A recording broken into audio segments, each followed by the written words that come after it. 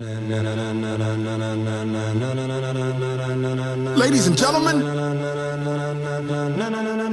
ladies and gentlemen, are you ready? Are you ready? Get ready, now. 3 2 1 اكشنها يا دوري عطا. You live? Yeah, bro. Hey everyone, welcome to episode 2 of Bytes and Bytes. We're back here again in our temporary recording studio. You're still in Dubai because Abu Dhabi is being impossible. But it is what it is. We're trying to do it best as possible. I mean, I'm what are you bragging. gonna do, right? I'm trying to suck up. I'm wearing Abu Dhabi Sports Council. Maybe they let me in. And that's the brownie points, man. We're getting brownie points. Inshallah, they'll let you back in. لا بس إن شاء الله I'm Let's coming. back with إن شاء الله I'm coming in the weekend. Inshallah, then we'll It'll have be you good here. to see you, man. We'll have you here again, and we'll have three of us recording, inshallah. إن شاء الله. So, special episode today. We have our first guest, Abdulrahman AlZaafaralli. He's any of you here from the UAE, I'm sure have either seen him, are friends with him, or have heard of him before. He's in a lot of our friend groups or circles. We met him back in 2011. end of high school, early college. 2000, we met in 2009. Most of us met in 2009. It's been over 10 years. 12 years, yeah. Man, time And flies. 12 years and counting. Isn't counting, man. Are those good 12 years or bad 12 years? 12 years, man. Alhamdulillah. So Abdulrahman, like most of us, grew up here, studied, left, and now he found himself back here. Oh yeah, I did. Yeah. So, After a long journey, so where we started. yeah. So tell us what happened. Like, where have you been? Where did you go? Your experiences, come back. Like, when did you come back? What made you come back? At the beginning. The floor First is of all, yours. awesome, man. Thank you very much for the introduction, by the way, guys. Ayub and Jawad are one of my best friends. They've been with me for my entire life here in Abu Dhabi. I've been growing up with these people, so we know each other really well. I just want to start by saying, really happy to be here, hosted by Beards, Bikes and Bytes. It's an amazing opportunity because, first of all, it's like I'm seeing my friends doing the things they like, doing the things they love, and I'm honored to be here in support of them. Appreciate you. Of course, man, and I can't really wait until I see this channel, this podcast just taking off. It's amazing. A lot of good topics, a lot of just things are being said here, man. And you've been around for a lot of the talks, just in the background. I have. So the guys here are just like, we're just guys talking, you know. There's nothing specific about anything. We're just talking. We're just venting, you know. So I like. Sometimes we have good things to say. Of course. Sometimes. Man. Of course. Yes, of course. sometimes. But we're not complaining. We're doing this just to not complain. Yeah. Are we though?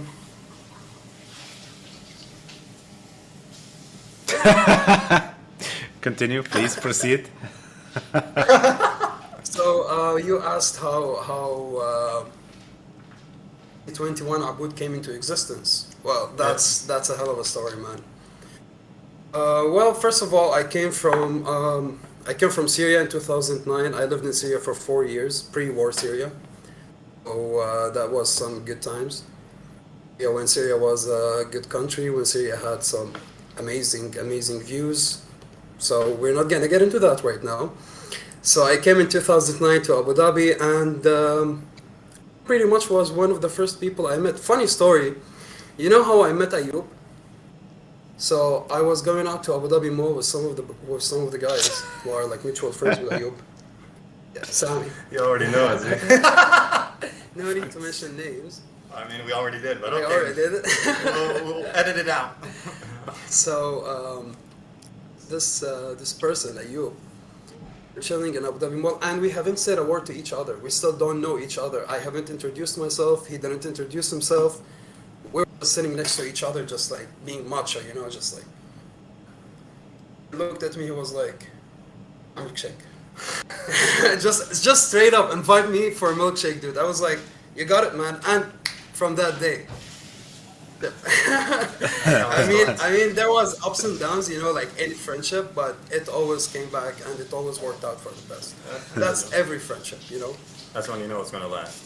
Definitely. So yeah, like I came from Syria, landed in Abu Dhabi, started to meet the people who are like stuck with me, Ayub, Jawad, some other people, but the ones who stuck are the ones who matter, after all.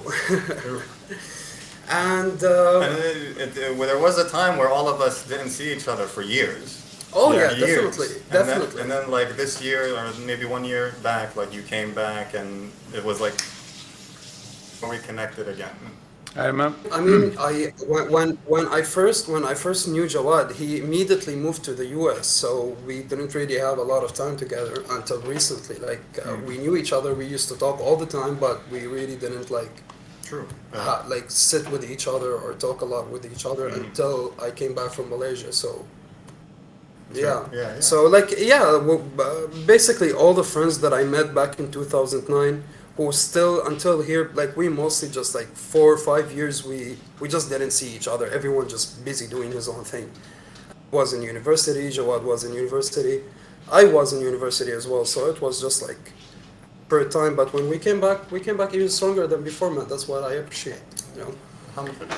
So After Syria, what happened? after Syria, I moved back here to Abu Dhabi with my family, and as I said, met the people here. Studied in a school called the Masha'al Private School. Masha'al. Masha'al Private School. Shout out to That Masha'al Mashal. Private School, it needs an episode alone, you know. and and then doing metal bands. Oh yeah, the local metal bands. The local metal bands thing. This is when I first met you. Yep, we met. Oh yeah, by the way, guys, we met through metal music. Was the glue that stick us together. I mean, me and Ayub were in and out in bands all the time, you know. I would just come during the summer. You guys would be in another band every summer. I was like, man, what's going on? Every day there's a new member in the band. I started like to see, oh, there's a new drummer. I don't even need to introduce myself because I know he's not gonna be here tomorrow. So this is the reality of local bands here. Local bands, in a nutshell. Inspires confidence. I was like, okay, my music career is going somewhere. Supposedly. And then I started working here in Abu Dhabi, you know, the grind. Started grinding. I remember I graduated from high school, and after 2 months from my graduation, I found a job in Dubai. So that was the start of my journey, basically. When I'm like, you know, 18, living alone in Dubai, left my parents' house from Abu Dhabi, went there, started working, making money, living alone. That was You know? before 18. I actually celebrated my 17th birthday in the office in Dubai, so it was like wild times, you know. Actually, really not normal for people who grew up here with their parents. Usually, people in Abu Dhabi, Dubai, the UAE in general, this is what I noticed. That even people of my age, if they're not married, they still stay with their parents. Very rare do you find someone who's like 17, 18, like they leave and do things on their own. Very rare. I mean, what happened is like I graduated from high school, so I started looking for a job because I knew I'm not going to study university here. Like I was never interested in studying university when I graduated from high school. I didn't even look for a university. I was never interested in any major. Maybe I was interested in aviation, but then I learned that was very expensive. What's the reason that you weren't interested? I just wanted to work, man. I just wanted to work. I just wanted to make money. I was like, from whatever we read, from whatever we watch, I was like, university is not gonna really matter at that age. You know, I was like, education is not really going to matter. What matters is experience and like professional environment in general. I started working. It was pretty well. I worked for a company. I worked for SAP, SAP. Okay. That was my first job. And what's that do? What do they specialize in? So basically, when SAP started in UAE, it started in the MENA region, Middle But East and what North is Africa. SAP? SAP software and application provider. So when they started in the UAE, they had 4 agents only in the entire MENA region.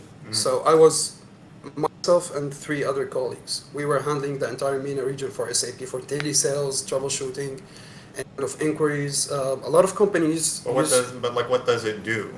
It's like a customer service, but more technical customer service. Okay. Yeah. So and with sales, and we used to have like a good. So SAP is like a system that like a company or an enterprise would. You want me to get into SAP? Yeah. So Okay. not everyone would know. What Sure. SAP Yeah, So like- SAP is basically the competitors of Oracle. They are an ERP company. They make ERP systems, which is enterprise resource planning. So basically, you have a company. This company have different different departments: HR department, finance department, IT department, contact center, sales, marketing, all these departments. So SAP can make a solution for all these companies under one system. So you don't have to have like 10 different systems in the company, and each system is monitored by a manager. You can have an entire enterprise resource planning system that is managed by one person. Cool. And that person reports to the CEO reports to the board reports to the chairman, and so on, the hierarchy of the companies in general. So you streamlines the process. Yes, basically. exactly. Yeah, they like most of the companies, they used to buy it per user, not per department. So basically, if you want, like, if there's a company that has like an HR, an entire company for HR solutions, they would take only HR system. But there are different companies that would take different kind of like you can customize your own based on your own needs, basically. Gotcha. But we used to do like telesales, telemarketing. That was pretty it. But the thing is that right now, let's just fast forward a little bit. That was in 2010. Studied. I went to Malaysia in 2015, so I worked for 5 years. Okay. At SAP. No, SAP. I worked for 2 years. Okay. Yeah. So, but these 2 years in SAP, it already determined what I wanted to study later. Oh, okay. So yeah, so basically, yes, I didn't study university, but throughout my career, I knew what I wanted to do with my life, which is cloud computing. Which is what Because you cloud studied. computing was relatively new. Which is what you studied. In I Malaysia. studied Yeah. computer science Yeah, and yeah. cloud computing. Yeah, which is what you studied after. So basically, Exactly, it gave it's you. what I wanted to study. Yeah, exactly. Like I worked with SAP, and then I was like, oh, actually, cloud computing and cloud engineering is a very interesting thing. So I was like, from that moment of me learning about cloud systems, I was very interested to, like, I started reading a lot about cloud. I just got into cloud alone until I found the university that I wanted to study in. That's cool. Nice. So that's pretty useful that a lot of people don't know that these experiences of just going out and working and finding your own way actually opens up doors for you. Like mentally. It does because it happened out of nowhere. All of a sudden I was like, cloud computing. Okay, let me search for universities that have cloud computing. And back then in 2011, there was no universities that had cloud computing in UAE. So I had to look outside UAE.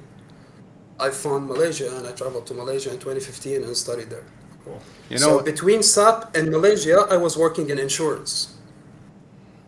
So I left SAP in 2013. Came back to Abu Dhabi and came back to the family. So I came back and lived with my family. At the same time, I was working with an insurance company, ADNIC, Abu Dhabi National Insurance Company. So I worked there pretty much 3 years, saved some money, and then I left to Malaysia to continue my education there. Cool. How long did you stay there? In Malaysia, I went think in 4 early years. 2015. Went in early 2015. I came in September 2019. So around 4 years and a couple of months. Yeah. Cool. And then you ended up getting your degree, finishing up. Yep, exactly. Back here. Got my degree, finished up, came back here. Then boom, COVID, my friend. Did we complain about COVID? COVID? Listen, I had to take my parents to the airport last week, and I remember all throughout 2020, the airports were mostly, because of the travel bans, closed. you were going to travel. The best time to travel was in 2020 because you'd have the entire airplane to yourself. There were no lines.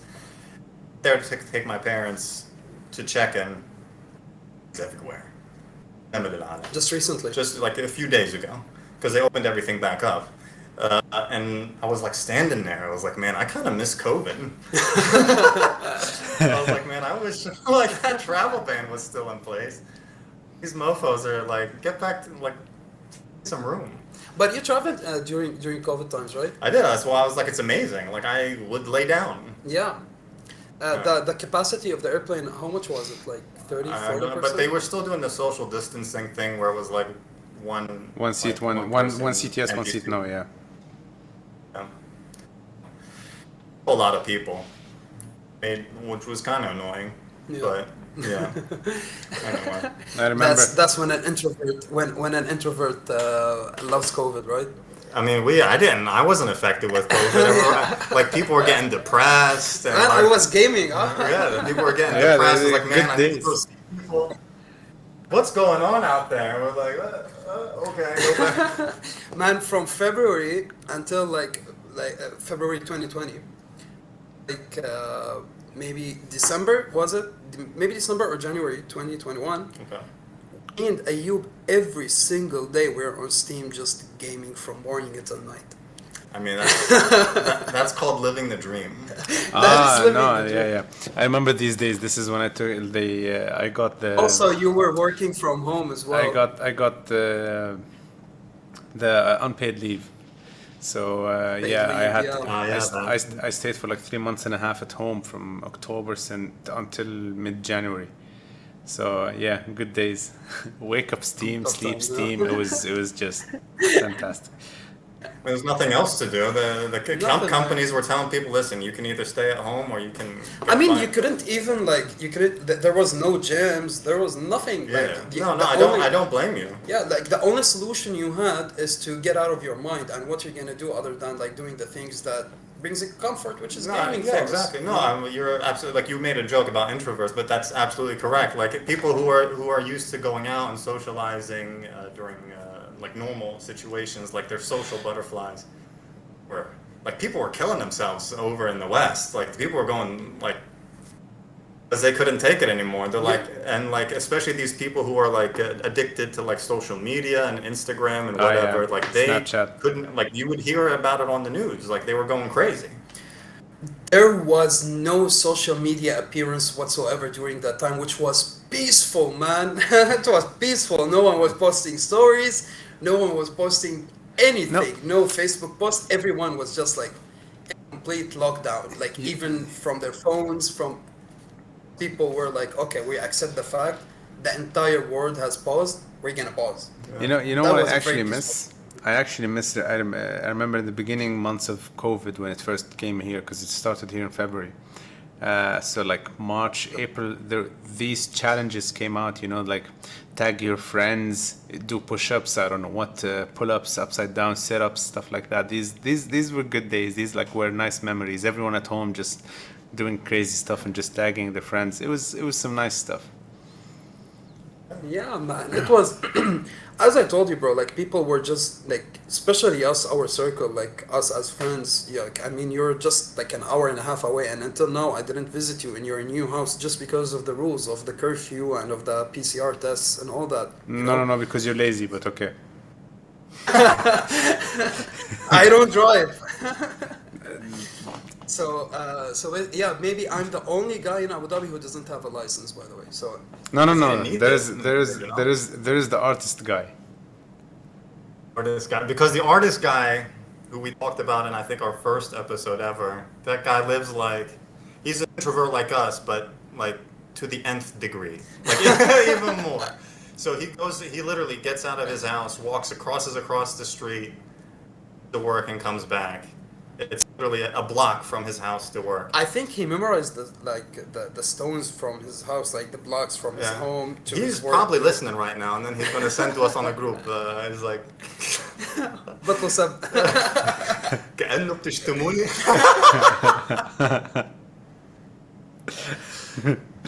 بتشتموني ليه؟ Ayub's trying not to laugh right now because his son is asleep. Yeah, and How's your little crown prince doing? alhamdulillah, he's sleeping.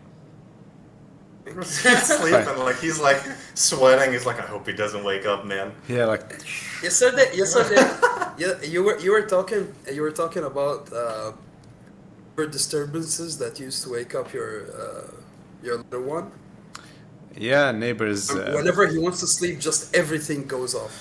No, neighbors at like 10:30 or 11 they start cooking, cooking actual meals. You know, not like just microwave your food that's left over. They cook, and they fry. So it's the smoke detector basically goes off, and the fire alarm goes off. So, and it's of At course 11 o'clock at night. yeah, of course the fire alarm is in the bedroom because you know engineering wise it's supposed to be there so you wake up if you're sleeping in case of fire. So it's just over his head and it's like a red light and it's but Poor alhamdulillah, kid. you know, thank God he didn't wake up. Like we had damage control of the situation. I mean, it's amazing how you can just like put him back to sleep. That's awesome. I salute your dad skills. My dadness. I'll give you tips when you get your own. That's gonna take a while, man. لا ليش؟ You should, That's just gonna take a while, man. it's a hustle, man. You should like charge money for that. You should open your own dad academy. There you go. Why? Like, you know, it's Well, not gonna be I me wanted though. to- I'm not the only person who can give tips, you I know. want to ask you guys Ah. when I was back in Malaysia, what were you guys like? Were you guys meeting up? Were you guys like going out? I was still in the States. Ayub, like I'd see, like even when during that time when you went, me and Ayub didn't really that close of a connection. Even during the summer, I'd come back for a few months to see my family, and it would be like a couple of times. Yeah, I'll see him occasionally. Like once I remember I was walking in Yas Mall and he was walking out of the cinema or something like that and we bumped into each other and we're like, oh Jawad, oh Ayub, and that was the first time Charlotte met Jawad. Oh, okay. Yeah, so it was. So it's like But like, proceed. but like really, it was Ayub who reached out when I moved back. Like a year later, he sent me a message. He's like, "Oh, are you back here, or are you just visiting?" I was like, "No, I came back and I'm settling down here for now." He's like, "Well, we're going to the beach. You should come and join us." And ever since then, We became What year besties, was that? yeas. What year was that? 2018. 2000, yeah. 18. So way. Yeah. So it was then, and ever since then, like us in the current group that we're in right now, it fluctuates. Like we always see, I'm sure you see a lot of the other people in our earlier friend groups around, but it fluctuates. I used to. Basically, like honestly, even when like I stayed in Malaysia for let's say 4.5 years, I came here only twice, and like each time I came here, it was for like 2 weeks. Stayed much here, and in these 2 weeks, I saw Ayub a couple of times, a couple of friends for some time, but then I spent it all with the family, and then I went back there. But I mean, after the second time, I was like, just gonna go there. I'm not gonna come back unless I have my degree with me. So you went there for I good. just stayed there until I got the degree. So what about tell us about your life in Malaysia? Like what was it like? What was Yeah, the tell us about differences? How did you like? You know the saying "Wild Wild West"? Yeah. That was the Wild Wild East. How do- You know, man, Malaysia is a wild country, man. Like, I mean, a lot of people hear about Malaysia. They think about the Twin Towers. They think about Kuala Lumpur, shopping. Malaysia is okay. You can find that, but the fun in Malaysia is not that, man. The fun in Malaysia is when you just go into deep jungles and just get lost with monkeys, and that's where the ape man came from. Oh yeah, he's a monkey man. I'm a monkey man. He's Hell the yeah. monkey man of the Hell group. yeah. Like on WhatsApp, if we talk, we'll just send monkey stickers, and we're like, all right. I don't know what that means, but he just sends monkey I'll stickers. communicate with monkeys better than communicating with strangers. شو يعني أنا سعدان؟ سعدان. So it's very wild, man. I mean, like, because think about it. First of all, I was born here in UAE, and then I grew up here. I grew up in Sharjah and Dubai, so like I didn't know any of the guys that we know now. And then I traveled to Syria. It was just like pretty basic time. It's just the country, the family mostly. It was just like family country. So not a lot of experiences happened there. I came back here, started to get to know people in the metal scene and all that, and then I went to Malaysia. So whatever experiences that I didn't do while growing up until I was like, because I traveled to Malaysia, I mean 23, I was 23. Traveled to Malaysia when I was 23, and from 23 till 27, having pretty much non-stop wild experiences. Like whatever I didn't have here, You just went all out. I just went all out because that's the country, man. That's the country. Like you're going there, you're a student. Most of the time you have. But it's a Muslim country. Like it's like, isn't there not conservative people there, or is it just like there's like hik. Okay, let me explain something about Malaysia. So basically, Malaysia, you can say that the country is divided into three races, right? There is the Malay, which are the Malaysians, and mostly these people are Muslims, right? So there's the Malay, there's the Indian Malay, And which the are Chinese the Tamil Malay. people, the Chinese Malay. Okay. So it depends on where you stay. Like there is, for example, you can see there is a compound which there is a mosque in the middle, and then next to it a compound with a Buddhist temple in the middle. So it varies. Like wherever you live, environment determines what sort of experiences you're gonna have. You know, and like it's just there are a lot of places that religion and political views, it just doesn't matter. You want to have fun, just you're welcome, man. You know, like there's a street in Malaysia, it's called Changkat, and they call it Shara al-Arab. So basically, this is the wildest place in Asia. The funny thing is, it's the wildest place in Asia, and it's called the Arab Street, Shara al-Arab. You know, That says a lot about Arabs, I guess. it does, but it's full of Arab restaurants. Okay. So basically, this Changkat Street is the 10th most dangerous place in Asia, in general, because it's not ruled by the police or the government. Let's say, like, the organizations there that rule the place are the ones that sit with the rules. So it's like a yakuza or mafia. Or Yeah, something. so like it's like a mafia, but it's not like the dangerous kind of mafia because you can't just like go there and deal drugs or like just like have a weapon on you or like fight. No, they basically funny because you go there, you feel secured more than any other place because you know that everyone is scared to do the wrong thing. And like all the club owners, the bar owners, they all answer to these people. Like you can't just go into a bar and have a fight or go into a club and have a fight, you know? So basically this Changkat Street, I'm not sure how many kilometers it is, but it's really, really a huge area and it's just left and right clubs and bars. And people are just dancing in the streets, and that's just like your normal Thursday. هذا شارع العرب. Shara al-Arab. That's just like a normal Tuesday. Like it's not even like a weekend. It's not There's even like like people a New Year. drunk in the gutters and like dancing naked. Yeah, like And you look at the clock, it's like 10 a.m. It's like, all right, this is normal.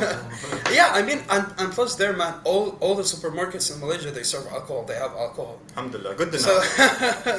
So like you just go into any kind of supermarket and like you'll see the thing is that it's socially like drinking their alcohol is socially accepted.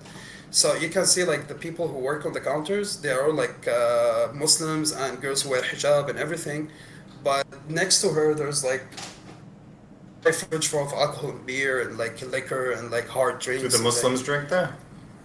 Never know. Anyone would go in, grab a bottle, and go out. Like anyone drinks. But the nice thing about the Muslim Malay, that they are Muslim people. They are very straight people. Like they won't drink. Even like in Jum'ah prayers, the mosque is full. They really take care of religion because they can see around them how religion is just like vanishing. And because religion in Malaysia, Islam in Malaysia is part of their tradition. Yeah. So they want to keep that, and like the government is Muslim after all. Yeah, that's important. Yeah, so it's a very free country. It's a very free thinking country. I mean, Cool. you can go to a Buddhist temple. No one will ask you, "What are you an Arab or are you a Muslim?" Like I remember going to this Buddhist temple. It's called. Remember the name? It's like a temple where it has like around 600 stairs into a mountain. Cool. So That's awesome. Yeah, so you go into the 600 stairs, and then when you climb the stairs, you go into the mountain. There is a temple, and then there is more stairs, and in the middle of the mountain, from inside the mountain, in the middle, there is a temple. So the mountain is hollow, and in the Wow. middle of the mountain, there is like a huge Hindu temple. See, that always interests me more than seeing like actual like metropolitan areas or cities. I don't really care. Yeah, But definitely. But like, if ever I go to a country, like I want to go to Tunisia one day. Like Yeah, I want to Tunisia is visit an you, awesome place. but I don't really care about going to like the city. I want to see everything around it. I want to see the ancient ruins like Carthage. This in Malaysia Yeah. seems awesome. So when you're going up to climb, and like you don't pay anything, there's no like entrance fee. They don't take from you money or anything. Basically, whatever you want to buy. Like for example, you can buy flowers and just like put them at their gods. You can buy like oil, put it at their gods, next to their gods. So basically, when you're going up the stairs, there's like a monk who's downstairs, and because they are building, they are still like every time they are like renovating or building the temple. So he will give you. Like some rocks to carry them up, So you can help them. and that's the fee for entering. That's awesome. So when you're going up, he'll be like, "Take these. Yo, you are a big guy. Take 3, take 4, take 5. As much as you can carry. Just go up. Yeah, you go up. You put it on the ground, and then you can proceed into the temple. That's really smart, actually. It is. You get free labor. Free labor. And this is how they build their temples, by the way. Like because like temples and stuff. It's more of like building the temple itself is more of like Spiritual. yeah, like a religious kind of thing. You don't care about money. You don't want to get paid. You are doing it for your own religion, to spread your own religion. It's like us when there's like a mosque building. Well, not here. You can't do it here. You get fined. But in our countries, if there's a project for building a mosque, Anyone can help. Anyone can help. Yeah. Yeah, even cleaning the mosque, you can just go in the mosque and clean it. Like in Syria, I used to remember like there was a mosque behind us, and in this mosque there used to be. So these kids, they used to come from Kazakhstan and Tajikistan. They used to come to a mosque behind us and study Quran and finish, like they memorize the entire Quran, and then they go back to their country to study more Sharia law. MashaAllah. So I remember these people in Eid, they used to knock on our doors and ask us to come and help them in cleaning the mosque yard. Because like sometimes it snows or like it's during autumn, so there's a lot of leaves on the ground, so they will ask you to come and clean it to help them. And it was like a really good thing. It was a really nice thing to do. Yeah. Well, what about like you summarized the differences in Malaysia, which I'm sure a lot of people didn't know about any of that. I certainly didn't. But how did you survive? Like, what was your experience just getting there? How did you live? Who did you live with? Were there any people you met that kind of like changed your perspective on like? Well, you said you lived in Syria and Abu Dhabi. You worked here. You basically lived here all your life. Did you meet any people? Did you experience anything that kind of changed your look on how, or your personality? Definitely, man, definitely. I mean, once you throw yourself to the unknown, like for me, Malaysia was an experience. Like the way it happened was very bizarre because I was working in ADNIC. And I met a friend. His name is Sean. Shout out to Sean, by the way. He was one of the guys who helped me in Malaysia. So Sean, I met him. It was after his father passed away. So his father passed away in 2012. He went to Syria to bury his father and like finish all the documents and everything, and then he came back here. So I met Sean in early 2015, and from 2012, I saw Sean 1 week before his father passed away, and then I didn't see him from February 2014 until February 2015. When I met him 2015, I met him I was going into a cafe in Abu Dhabi, and I just saw Sean, and he looked at me, and we sat together on the same table. He was with his family celebrating some birthday, as if I'm like, memory it doesn't, if I recall, sorry, a brain fart. That's all good. So, so we sat together, and he was like, "Bro, Malaysia," and he started telling me how education's cheap. Started telling me how amazing the place is, and how, because honestly also you need to think about it from a way of like in 2015 Syria was in the midst of its war. So basically for any Syrian with a Syrian passport, it was impossible for us to just travel, like just pack your bags and leave. And Malaysia was one of the only countries that accepts any Arab. You can just, like, if you're an Arab passport, you can just walk into the airport, they'll give you a 90 days visa, and you go in. That's it.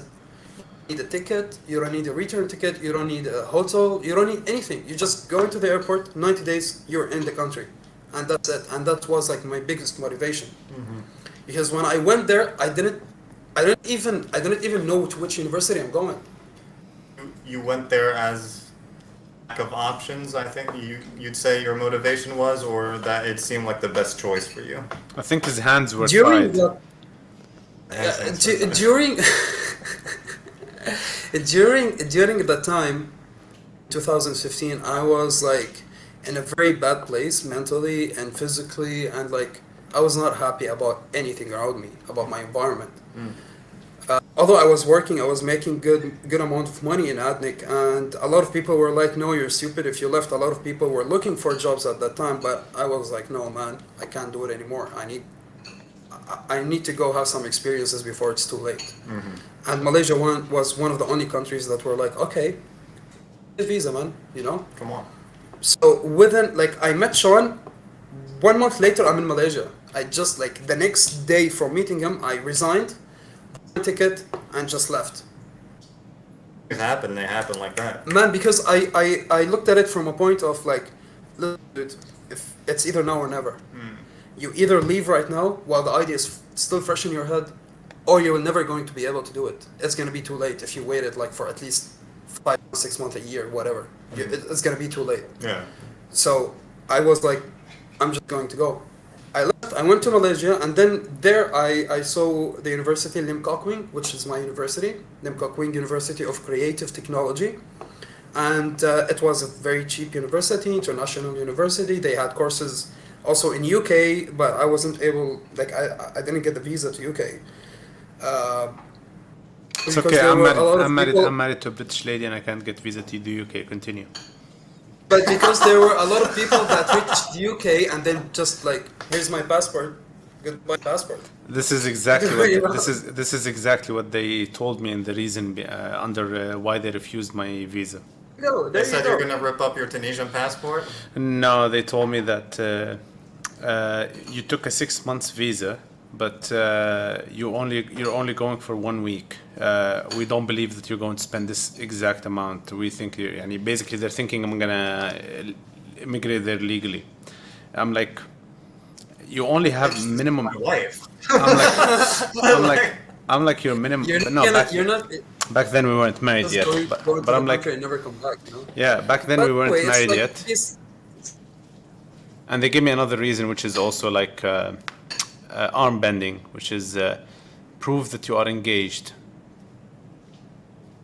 No, there is no proof for that. So Oh, okay. it's the only proof is marriage. There is no proof for engagement. Anyway, continue. I hope everything works out, man. Yeah, we'll see after COVID. I'm not gonna go anywhere now with COVID. Yeah, man. So I went to Lim Kok Wing University, started my course in computer science and cloud computing. It was beautiful. I loved everything about that course. I started to meet a lot of people outside, like, because most of the people who I went there and met. So when I arrived in the airport, Sean was the one who picked me up from the airport. Okay. So he was the one who showed me around and everything, and then I just took off, you know. Started meeting a lot of people, and then I left Sean's home. I went on my own because Sean was in Kuala Lumpur. I went to a place called Cyberjaya. Cyberjaya is 45 minutes away from Kuala Lumpur. So it's like a suburban area, but Cool. it's like the area where all the technology is and where all the like. Next to my house there was IBM, there was Oracle, T-Systems, all the IT universities, all the medicine universities. It was like that kind of place. Kuala Lumpur was Kuala Lumpur. So Cyberjaya was basically like everyone in Cyberjaya is either working or studying. Okay. You know, so that was Cyberjaya, and it was like a very peaceful place because it was like after 8 p.m. there's no one on the streets. You know, everyone's just like you're at home or in Kuala Lumpur in the city. And only the only people who go to Kuala Lumpur are the people who have cars mainly. And like I started driving, I didn't have car until later. So yeah, I started meeting my own people, started making connections in universities, and I still talk to these people, Malaysian people, Syrian people who live in Saudi Arabia, people who live in, I met a lot of Americans because there was a lot of exchange programs. Did you whatchamacallit? Did you learn any of the languages there? Oh man, I learned Malaysian in 2 years. I can speak Malaysian. I mean, I guess I can speak Malaysian. Say check up Malay Tsike. I can speak Malaysian a little bit, you know. So the language is very easy because the way they write is exactly like Arabic. Like you can when you're looking at Malaysian handwriting or Malaysian writing basically, it's like you're reading Arabic, but you can't understand unless you understand the language. Exactly, but it's even more readable than Urdu or Farsi because like the letters are exactly like Arabic. There is no difference, but it's just the language that's different. And it's their language is very simple. Like for example, they call majlis is majlis, you know. When I say thank you, you reply sama sama. So it's like a very very very simple language. Like saya me, check up speak, Malaysian Malayu, sike a little bit. So You're gonna charge us for this lesson? I'll charge you later. Khalas. I'll charge you more of these, man. Oh yeah, we're still after this raise. Oh man, Do you like them? I freaking like them, and I went online to pick up some of these, and I found them sold out. But now he's telling me it's not sold out. Porter.com. Please. This is We're not awesome. sponsored. We just really like this product. No, it's really good. He's looking right now. Place that order, bro. No, it's really good. I like the lime one. The lime one was pretty dope. Yeah, man. Do they have that in Malaysia? Basically everything in Malaysia was man. Malaysians drink a lot of sugar. Yeah. They drink a lot of sugar. Interesting. They love sugar. They would like you know this All Nestle. Asian people, they look tiny. Like Malaysians are like for me. If you want to compare Arabs to Asians, Malaysians are the closest. Yeah. They really have a lot of art characteristics. Yeah, you got it. I got it. So yeah, so they're like even their tone, their colors, they're very Mediterranean people. They are very family people. Yeah. You know, they like tradition, like Arabs. So they're like they are the closest to Arabs in the Asian Traditional, region. yeah, traditional. Because you have Malaysia, right, and then you have India, and then you have Indonesia, and then you have Thailand, Vietnam, Nepal, Cambodia, China. So The entire island archipelago region. yeah, the entire east, this entire east, the southeast of Asia, only Arab-looking people are the Malaysians. Like I mean, Cambodia is a Buddhist country, and then you have India, then you have Vietnam, which is also a Buddhist country. You have Thailand, which is also a Buddhist country. So Malaysia is the only one in the region that was able to Malaysia and Indonesia basically were the only two countries in the region where they were able to keep Islam as their tradition and as their native. After the Silk Road and all that. going Exactly, through, yeah. because Malaysia and Indonesia were one country. Like they even speak the same language. I mean, if you speak Malaysian, you speak Indonesian. You can understand both languages. Indonesia is even Malaysian because Indonesia was part of Malaysia.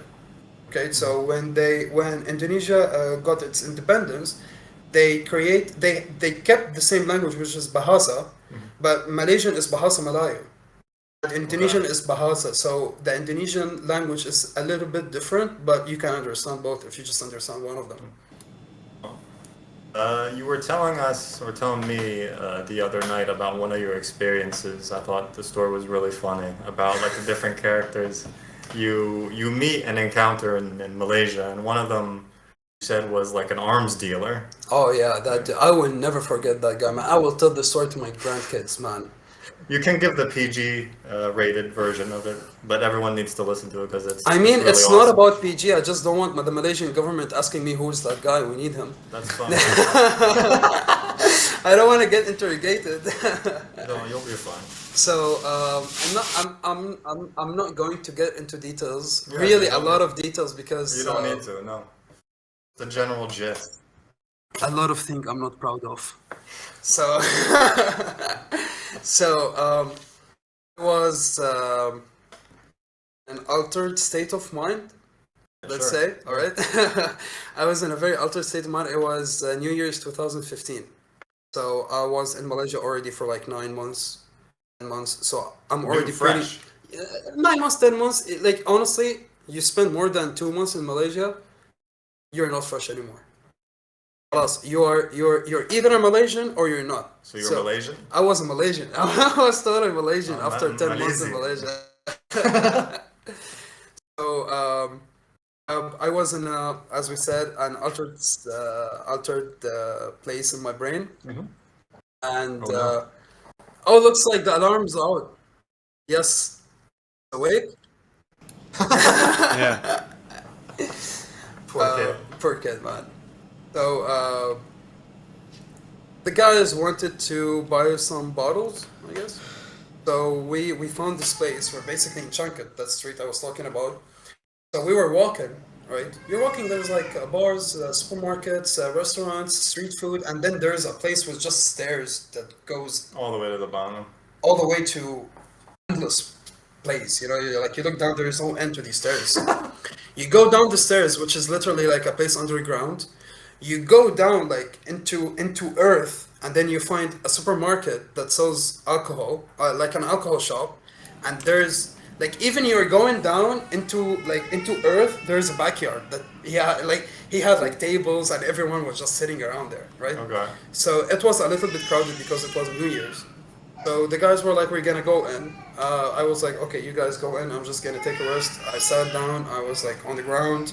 My back was to the wall. The shop was on my right, and the stairs were on my left. So this is the stairs going up, and in front of me there was like the area where people are sitting. Then I saw a guy, and he just did this to me. And I don't know him, right? So like I look to my right, I look to my left. There's nothing. He's definitely like telling me to come to him. So I was like, "You talking to me?" I was like, "Come here, come here." So I went, and there was like music and everything. He was like, "I want to tell you something." Come. I was like, "Okay." He was like, "No, come closer." Went closer to him, and he was like, "I sell weapons in Syria." You need to speak louder. You don't need to, you don't have to be dramatic. So he's like, I sell weapons. No, first of all, he asked me, where are you from? I said, I'm from Syria. He said, what are you doing in Malaysia? I said, I study here. Like, oh, okay, you study here. And then I said, saya cakap Malay sikit, the word I said. And then he was like, speak Malaysian? I was like, no, just a little bit, sikit. And he was like, oh, you're from Syria? I was like, yeah. He was like, come closer. I sell weapons in Syria. And then out of nowhere, I just like pushed him back, and I was like, "You sell weapons in Syria," with the highest voice I could, the highest that God gave me. I was like, "You sell weapons in Syria," and everyone who was sitting just turned back. You can like, you can hear the people just looking back at me like that, and I was like, and the guy stood up and he slapped me. Until now, I can hear it ring in my ears. He slapped me, and he was like, shut up! Don't say this! Don't say it! I don't know, he started talking in Indian, and then there was a guy sitting next to him. He was like, sit down. He just calmed him down, he sat down, and then he pulled out a fresh bottle, and he was like, here you go, my friend. Just take it. Happy New Year. I was like, Happy New Year. I just left. Man, that was crazy, man. At That least you was got crazy. it. I mean, I'm saying, I say it I'm not really proud, but I mean, but I so mean, you wouldn't got that. You wouldn't have had that experience anywhere else. it's just exactly. It's just that's the thing. Malaysia is so random. You can never anticipate what might happen. True. The place is very random.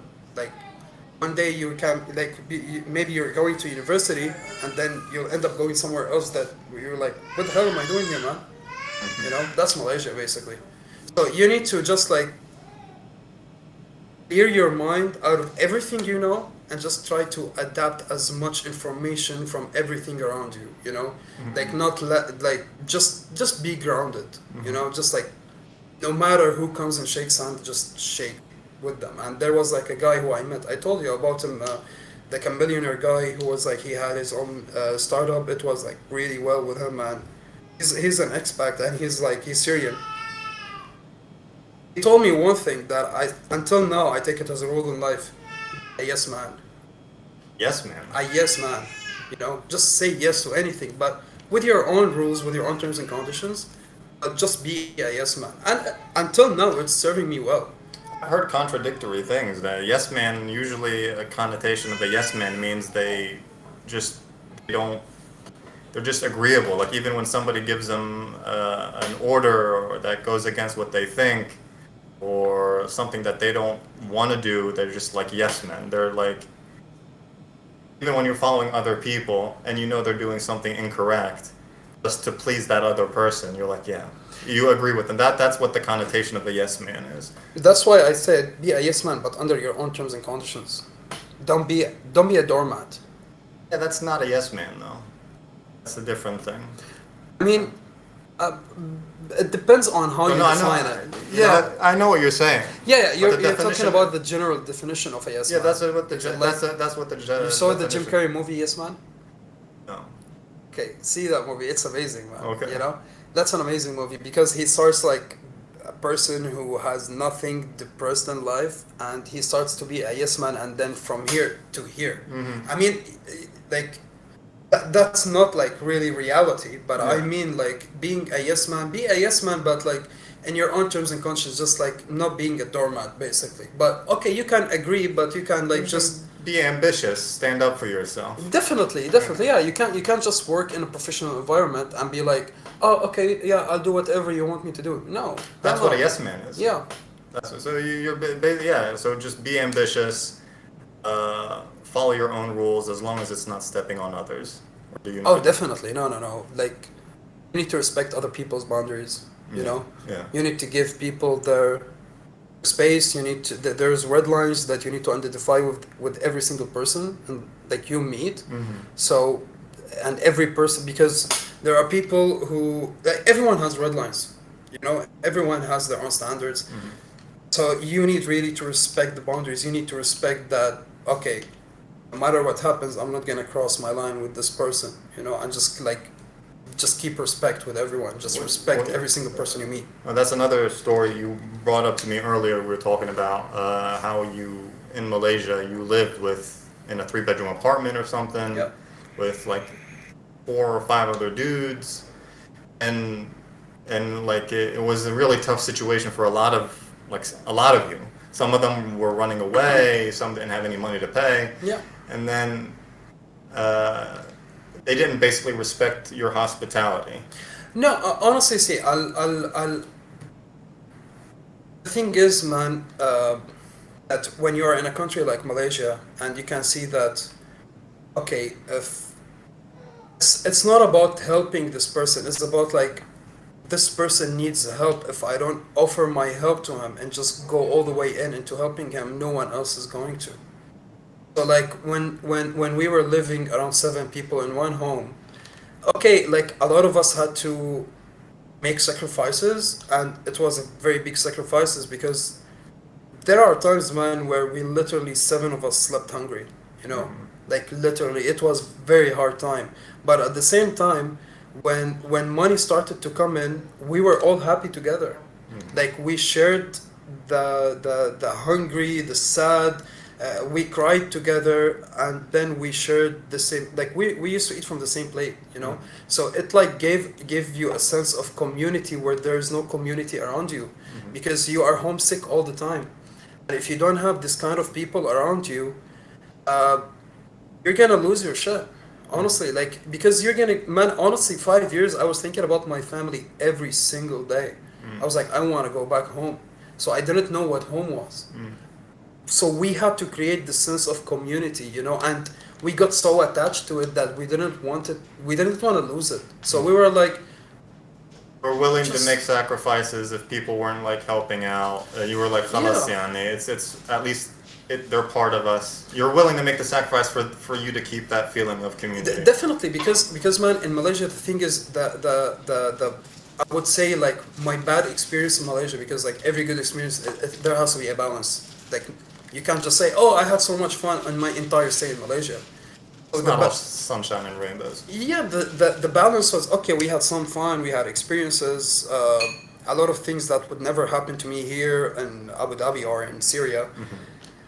But at the same time, that sense of community, we didn't, like, the thing is that when you're there, you don't know where home is. You have no, like, you're in your apartment, in the place where you designed, the place that you feel safe in. But it's never safe. You don't feel safe. You don't feel like the sense of belonging. That's why I didn't want to stay in Malaysia. A lot of people ask me why you didn't stay there. It's because I tried really hard to look for that sense of community and the sense of belonging, and it was never there. It was never there, you know. Interesting. So we kind of, like, all of us, like, after, like, I'm not going to say 7 guys, but the people who stuck in the end, like 4, 5 people, we had to create that sense of belonging so we don't get lost in that, in that loop, you know. Like, we had to be like, okay, we are a family here, so we have to act like one. You know, like, imagine if you're a father and you have 5 children. Like, literally, that's how it felt at some point, you know. You'd be like, man, I'm obligated to help these people. If I can't just go out and eat and not feed them, you know. True. I mean, not obligated, but it was, like you said, out of the goodness of your heart. Like, if nobody else would have helped them, who would have helped them? Yeah, exactly. And honestly, it paid well, because until this day, I talk to every single one of them. We know each other from inside out. So, like, everyone knows what this person likes, what this person hates. At least the nice thing about it, that, okay, that we were living in one house, it was a little bit crowded, there was no money, like, most of the time, but everyone respected the other person's space. You know, like, okay, this guy, it's his time, خلاص, let him just go, you know, like, no one go near him at that time. So everyone respected that, like, okay, you can have your own space right now. Okay. So that was the good thing. Like, people identified the suffering that was happening. Yeah. You know, Because they all related. they all related, and sometimes, like, They've been through it, yeah. they not only that, let's say, for example, if you're helping me out, okay, let's say you're offering me money, whatever, food, home, I will feel like shit if I can't pay you back. So at least I'll do the best I can to feel you a little bit comfortable, to give you that feeling of comfort, because I will know that you will be like, what the fuck this person is doing here, you know. So I will do whatever it can to just, like, ease up the situation. So that's how basically I can say it was. It was. It's tough also, like, you bring up that thing. Not everyone thinks on those terms. Like, how you said, like, if I would offer you something or you were in need, you wouldn't take it for granted that, oh, I'm just getting this stuff for free, khalas. Yeah. I mean, I'm not going to give anything back. There was some times A lot where of- I felt this way. Yeah. I'm not gonna lie. Some people would just be Yeah. like, they would take advantage. Yeah. And it's not just there and here. Like, there's a lot of people who take help, take money, ask. Like, it's easy for them to ask, but for them to, like, pay back or repay in kindness, it's like the hardest thing. I mean, you told me a couple of stories back, like, and you totally have the right to say that, because, like, I can see, like, I'm not gonna say people took advantage of you, but it's like people were using their situation to take advantage of other people. You know, like, oh, I'm in a bad situation, help me, but okay, what are you doing to help yourself? Yeah. You know, You can't, like, it's very easy. Yeah, they'd come to you and play the guilt card that I'm in need, that I need this money, that I need this help, that I need this whatever. Be like, sure, man, like, ala aini wa rasi, I'll help you, like, lawish Allah, and yani, you're my brother, or whatever. Not my literal brother, but akhi. But then, like, in 2 days, you go see them on social media partying or spending money. Well, you motherfucker, you just said that you were, like, struggling. So, are you struggling? Or do you just need the money to just, like a quick fix? Yeah. You should be using that money. I'm sure if, like, you've taken from one person, you've probably taken from another. You know? It's annoying. So you're a good person, so it probably doesn't bother you. Thank you very much, man. Like, for me, I'd like to think I am too, but, like, as time goes on and it happens to you once and twice and 3 times, it starts to wear you down. Definitely. It starts, you're like, it gets to the point where, like, begging is outlawed here in the Emirates. There shouldn't be any beggars on the streets. They take care of that, and they provide the facilities to take care of homeless people. There shouldn't be any homeless Aslan people here, because if you don't work here, you're musaffa. So there's no room for any of that stuff here. So it reaches the point where, I'm sorry to say this, but when you see someone who's homeless or in need, you don't know if that person actually is in need. You start to get annoyed rather than, like, sympathetic. You know, instead of, like, feeling bad, you start to feel like, Allah yatik, or get away from me. Yeah. Which is, like, if you think about it in hindsight, it's a shitty way to, like, react to someone who's coming to you for help. But it happens so often that people are lying and not being genuine about, like, their, like, plight or whatever, and not willing to pay you back. This is not the beggars, but the people, other people. Then you just become, like, jaded. You don't react.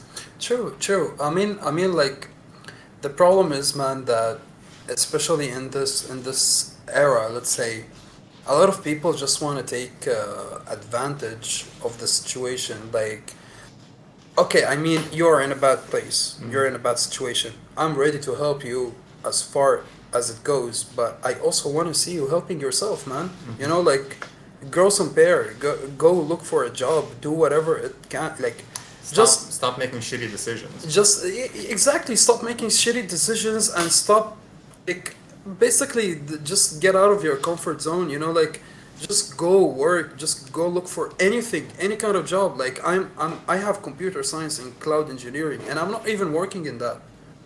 Not because of anything. I could stay at home. My parents will be like, they have no problems of me staying at home, but I'm 28 years old. I feel like shit, you know, and I did feel like shit. Yeah. So I had to go and just look for the first opportunity that came to me. I was like, I'm taking this opportunity, and you never know what happens. Just be open to life, you know. Opportunities will come. Here's the thing. I really believe that every single person in this life will have an opportunity at least once in their lifetime. At least once.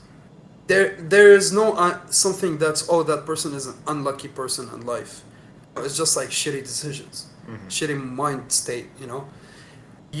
Every single person will have an opportunity. It's just, what do you identify an opportunity as? You can be a doctor, but you're selling vegetables on the street. That might be an opportunity to you. No, it's just how you identify your opportunity, how you identify the situation that just comes, you know, and just grab it. Because I might pass on an opportunity, the same opportunity will come to you. You'll take it, you'll create something out of it, and then I will sit here and I will look at you and I'll be, oh, this person is lucky in life. Hell no. There is no lucky and unlucky.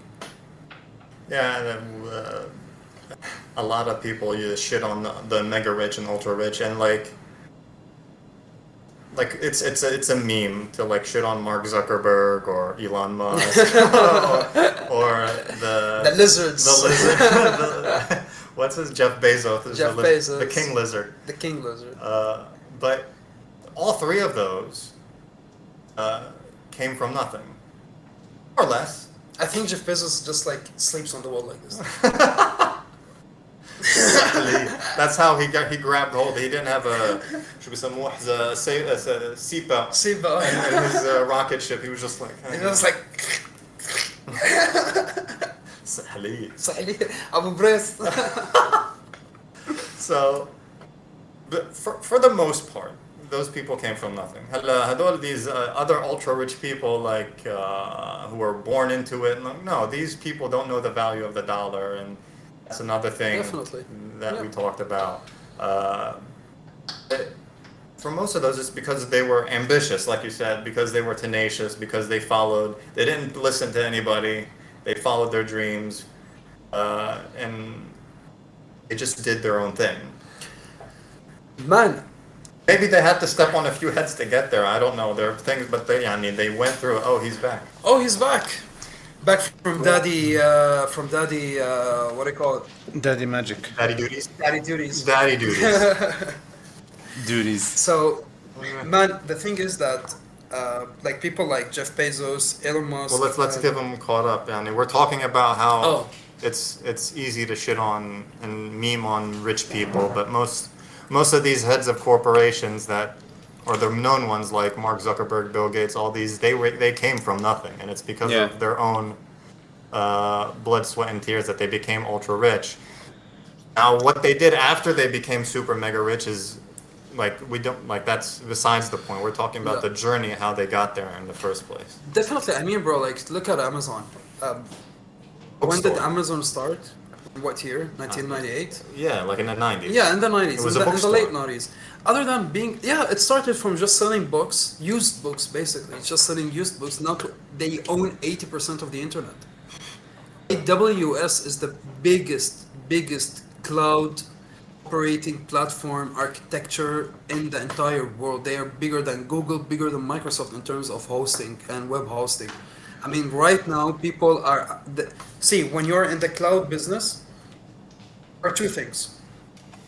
You either learn Microsoft Azure, Okay. all right, or you learn AWS, Amazon Web Server. And both of them you will reach somewhere in one or two. And like see for example, Bill Gates, right? Jeff Bezos. Okay, I might not agree, like even with Bill Gates, I might not agree on his policies right now, and even Jeff Bezos, I don't agree on his policies right now, but like look how they started and look where they are right now. You said that it's that opportunity that they took, and that could be anybody. Elon Musk, I never heard of Elon Musk until he launched Tesla and SpaceX. Like if you came to me like 10 Yeah, years exactly. ago and told me, oh, you know who created PayPal? I'd be like, what? What? What is PayPal, dude? Exactly. You know? He was the one who had, like, he created the PayPal engine. So you need to identify that these people actually, like, you need to give them credit for what they have done. Yeah. So I totally agree, and you're taking it right now, like you said. This opportunity, you're not working in your major, your degree, but whatever opportunity you have, you took it regardless. Definitely, man. You gotta do whatever you gotta do to survive, bro. You know, like especially talking about being in the United Arab Emirates. You can't live here without, first of all, having a visa. A visa, because see, the thing is, okay, no matter what your salary is, right? So you start working with a company, they give you visa, they give you bank account, they give you medical insurance. So you're gonna start having status. You get, okay, oh, this person works with this company, this person has a visa, this person has medical insurance, this person is set. You know, that's what matters here in the United Arab Emirates. We're not asking, like, a person like me will not be like, oh, I want my first job to be like 20,000 dirham salary. Yeah, man, I just want to get it step by step. Unless you're Western. Unless you're a Western. But that's the thing. Okay, now I might say something that not all people will agree, but this is what I personally believe. This is my own opinion. The reason why companies hire Western people and pay them a lot of money is because when you hear of a company that has an American manager or a British manager, when you see an American manager, for example, you see rules, you see standards. If Arab managers can give the same standards as an American manager, we will also have opportunities. Also, Arab managers man, I know Arab people that earn up to 170,000 dirhams a month, even more than Westerns. But Which job can I apply? but don't have the same standards, the same way that like when an American manager comes into a company, they Americanize it. You know, it becomes an American entity. You feel that you are in like I had a manager in Adnic who was British. Man, going into his office, you feel like you are going into the Commonwealth. Man, his office was like a representation of UK. You know, I swear it was like. But you feel you'll be like, what is this person doing? That's awesome. You know, like you see rules, you see the Western standards in this company, and you can see that the entire company is starting to build up to this person's standards. If an Arab manager can do the same thing, but a lot of Arab managers don't give a shit, honestly. A lot of Arab managers, they just want to make money and get the hell out of here, and like that's not a good thing. Technically, And that's everyone. why most of the reputation is ruined. Technically, everyone wants to do that. True. Technically, yeah, Ayub's right. But I think you're right. You're correct in the sense that Western people, regardless of if they're American, British, whatever, they bring a certain was it je ne sais quoi. Big words, big words. Big words. Big words alert. No, they bring a certain like System. you said, higher standard. Yeah, to a company, but that also is embedded in the culture. That's not always true. I've met a lot of correct, and the ones that who know what they're doing and who are educated, they have a certain standard that they're willing to stay at, and they don't compromise. Yani, خلاص, these are the standards. You're going to follow them. I don't care what it is. We're going to follow the rules. Yani, ما في لف ودوران. They don't to the T. On the flip side, there is this conception that Western equals better. As far as like work and people, this is not true. Yeah. Well, this is not true. Of course I've not. seen people. I've walked into the into like side offices and like other companies, and because I look like honky, I look white. So Our white dude in the group.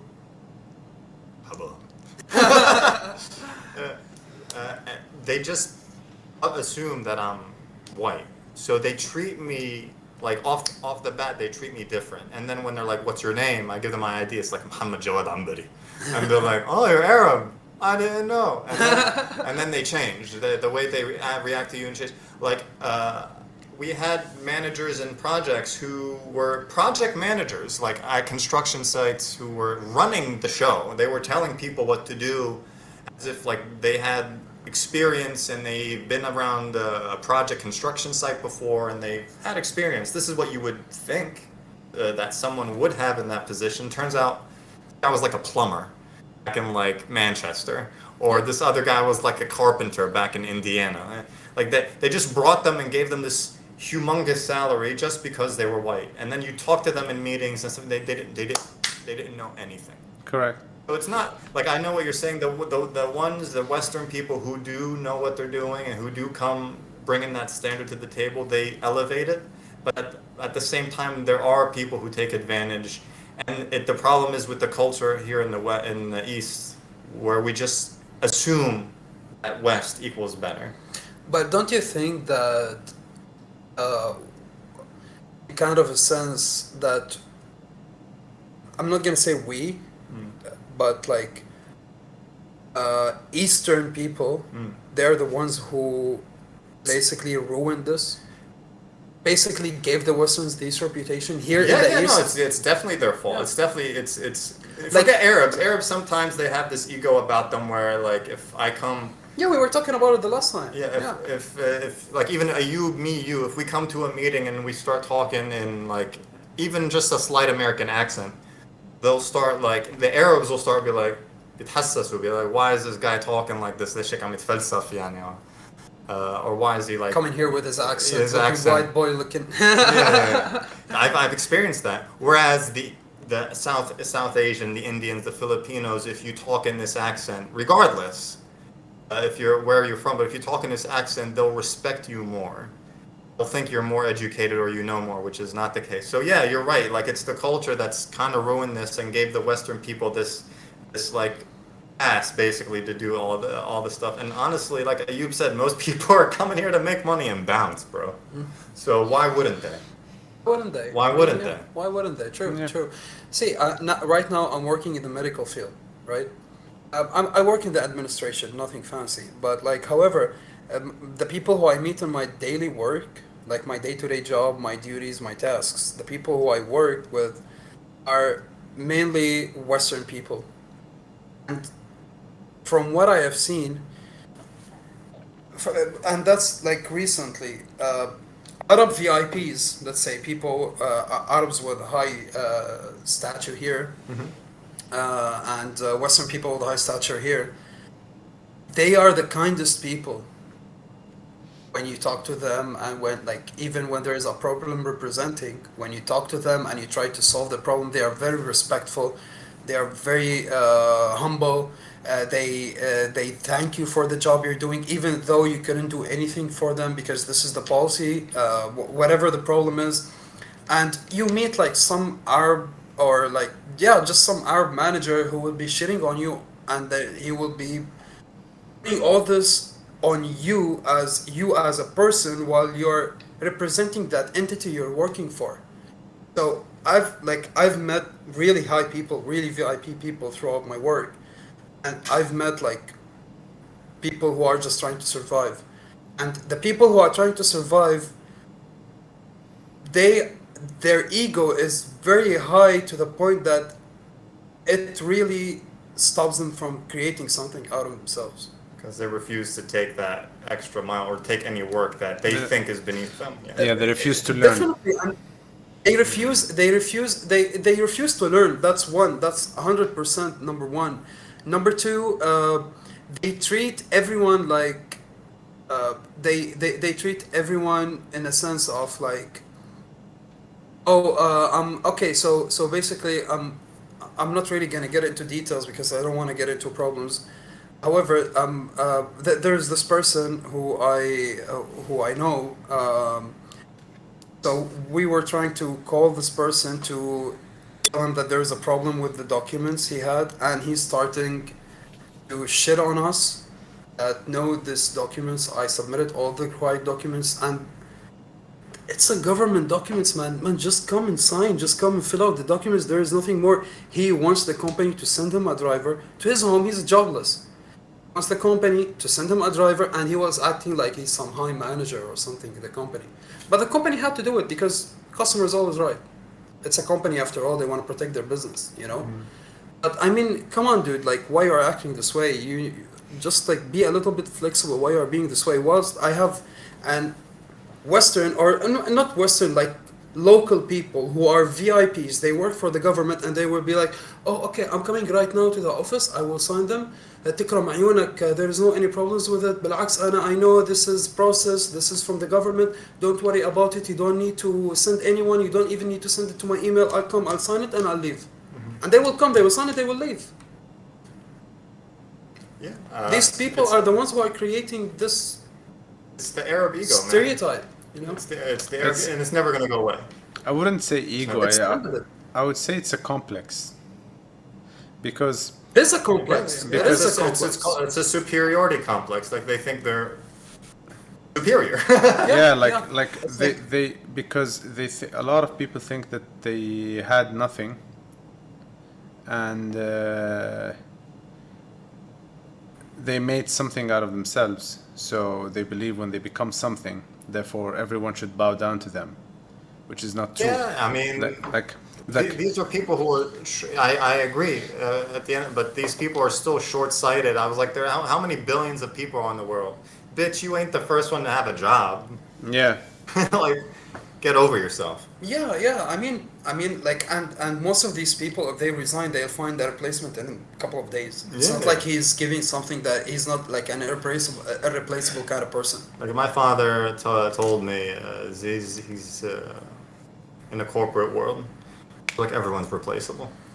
There you go. At every level in the corporate ladder or any job, everyone's replaceable.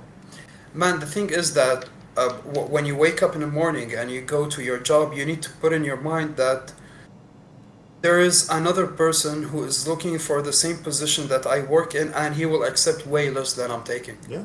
You know? And that's what's happening. This is why salaries are going down here. That's why. Basically the IT reputation is ruined. It's because okay, I salute, by the way, I salute Indians for the way they made this thing, but like right now, and like an Indian developer will do something way less than an Arab developer, and he will make something phenomenal, while an Arab developer will do just the minimum work with the highest pay. That's mainly the problem. That's the reputation. That's the reputation. The reputation Arabs have, unfortunately, and it drives me insane. I try not to think about it too much because it's khalas, it's ingrained in the culture. It's never going to change.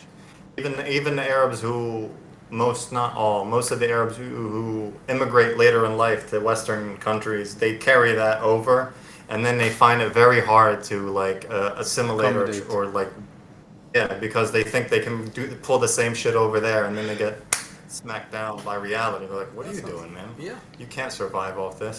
No. But want to wrap it up real quick. I have a question for Abud before you guys go into curfew. Oh yeah, he needs to get back home. Oh, He needs to get back home before he gets fined like 5,000 dirhams. No, I can't afford that. now my question Yeah, go for ahead, you. bro. You studied computer science and cloud engineering, and That's it. now you're now working in that field. Yes, sir. Okay. Do you think you're gonna want to go back to working into that cloud, computer science and cloud engineering, or would you continue in this field or find something else? You know, like because a lot of people, like I know one of my dad's colleagues, for example, he was a civil engineer. He actually studied civil engineering, and he went into the Abu Dhabi media, and he became a manager there in media. So completely irrelevant to what he studied. So are you? Exactly. Would you want to continue in your field, or do you think whatever? Because it comes to a time, I believe, where you have a degree you can rely on, but whatever makes you survive better you will go for in the end. So would you go for it, or would you continue with what you have? Okay, here's my worst fear right now. Okay. So basically, I'm 28. I'm turning 30 in a year and a half, right? So next April, I'm gonna be 29. So in a year, I'm gonna be 30. I'm turning 31. I'm turning 30. I'm turning 31 in 13 days, Habibi. Exactly. What is hinting? Huh? What is hinting? He's telling us if we bought him his birthday. Birthday gifts. So you need to come to Abu Dhabi first, man. Oh, yeah, I am man, coming in the it's weekend. here, but you need to come and get it. Yeah. I am coming in the I weekend, don't inshallah. drive. I'm a lazy person who don't drive. The 3 PCR test is too much. I'm going to poke my Before nose. we wrap up, Okay, yeah, I'm just continue. going to explain something to you regarding your question. Here's my worst fear right now. So, I did this calculus of me becoming 30. However, the IT field, bro, the thing is that if you don't have professional experience, no one's gonna look at you. I mean, I do have computer science and cloud engineering degree, and I'm pretty good at if I'm going to work in my field, I know that I'm good in whatever I'm going to do in IT field. But if you don't have professional experience, companies are not gonna look at you. That's the problem. Like, okay, even now one of my goals, one of my goals is to take CCNA. Cisco Certified Network Administrator. It's one of the best certificates you can get as a network administrator here in UAE because it really increases your salary, increases your opportunities. Companies will start recognizing you because it's a very hard degree to obtain. However, even if I have this degree but I don't have a professional experience and working in networking, no company is going to hire me. Companies will be like, oh, you're 30 years old, so when you're 40, you'll have 10 years experience in IT. That's nothing. There are people who are 30 years old and they already have like 10 years of experience in working in the IT field. So there's a huge competition in this field. But if I was presented with an opportunity to work mainly at cloud engineering, now what I want to do is get into data science and architecture and cloud architecture, build an entire architecture for companies. That's like my high-end goal. If I was able to pursue this goal, and I'm trying to pursue it by taking the CCNA, if I was able to pursue this, and I see myself that I'm going to work in a professional environment that I can implement what I studied and what I know into that, I would take it. But it's right now it's a little bit of a long stretch because, as I said, I don't have professional experience yet, and I just started recently working with this company, so I need to build up a little bit more experience. But if the opportunity came, definitely I would go for it. I would definitely go for it. And it will be the thing that I will be doing for the rest of my life. طب inshallah, the opportunity Inshallah. presents itself, man. Yeah, I hope so, inshallah. thank But you. like I you wish- said, inshallah. Thank you, I bro. wish you Thank the you best very of much. luck. Like you said, like if you find any opportunity, like Ayub's father's friend, if it's outside your thing, maybe That's what I'm you doing just right roll now. with it. Yeah, definitely. Just create the best out of what you have in life. You know? And Yeah, true. like you know, So I before we go, just any advice you have for like kids, people, dudes our age that who want to make that plunge, who want to like go to Malaysia, want to travel. Do you recommend them travel, have that experience, go to Malaysia specifically or any other country? Okay, Based so on your experiences, based on my experience, what I would like to say to a lot of people, honestly, do what makes you feel happy, man. There's no right way to happiness. There's no right way. There's no listening. There's no watching a YouTube video of how to be a happy person or how to clear your mind. There's no right way for that, man. Just do whatever you have to do. Just get up from your chair, get up from your bed. Just try. When I say get up from your bed, I don't mean like, get up from your bed, print CVs and go give them around. No, man, just do things. Just do things. Just have like mini goals, mini tasks throughout the day. Achieve them. That sense of just ticking the to-do list. That's an amazing feeling because it makes you reach somewhere. Because from this mini goal, you have a bigger goal, you have a bigger goal, and then you'll have an achievement. Yeah. So just you break down your goals. definitely just do whatever makes like get out of your comfort zone. Whatever you see that you're not gonna be comfortable at doing, just try doing it. Try different things. Immerse yourself with people who have knowledge. Try to learn from everyone around you. Don't judge people. When you sit with a person, whether he's older than you or younger than you, try to learn something from these people. Accept people's opinions while maintaining your own opinions. No need to judge other people based on their opinions. Accept criticism. Criticism doesn't mean that this person is judging you or this person hating you. Maybe throughout criticism you will find you'll find solace. You'll find this person is trying actually to help you throughout his criticism. You know, be acceptable of everything around you. Just get out of your mind, man. Do whatever because this is. And stay away from negative people. Definitely. People who put you down. When you do that, you'll find that negative people are no more around you in your life. When you actually start working on your positive health, on your positive mind state, being in the right mind state, you'll find that there is no room for negative people. Life will get rid of them. You know, just try learning, try absorbing, try working on your brain. It's fine to fuck up, let's say. It's really fine to fuck up, but it's not fine to stay in that loop. You need to you fuck up, you identify the problem, you'll find the solution.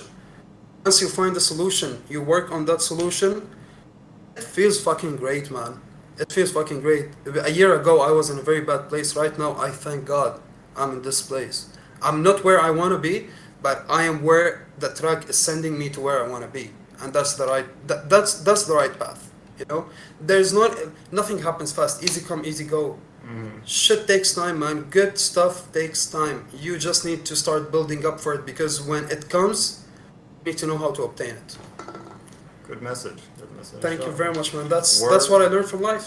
Alhamdulillah. thank you, Monk Allah keeps throwing Abdulrahman. out Good experiences. I hope so, man. معرفتك.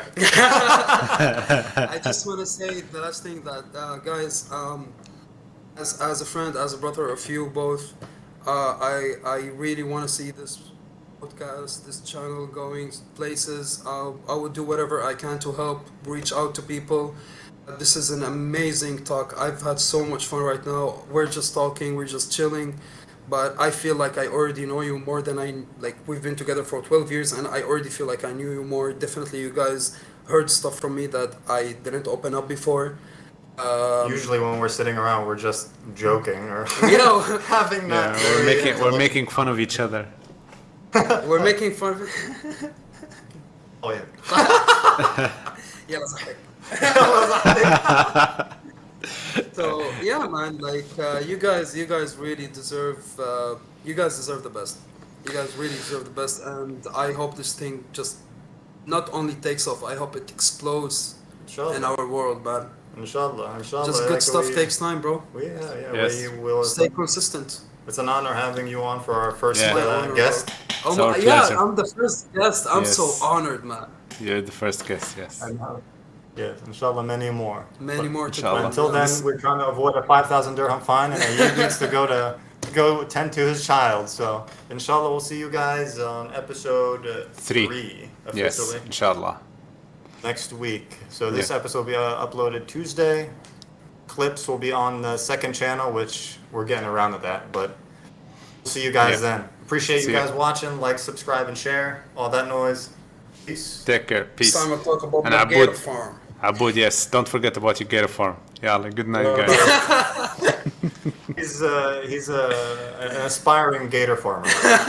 He's gonna be so broke that he can. My grandfather back in Louisiana had a gator farm. كذاب طلع من لا من سوريا ولا ماليزيا. Alright, guys. Peace. Take care, Peace out, guys. Good night. Good night.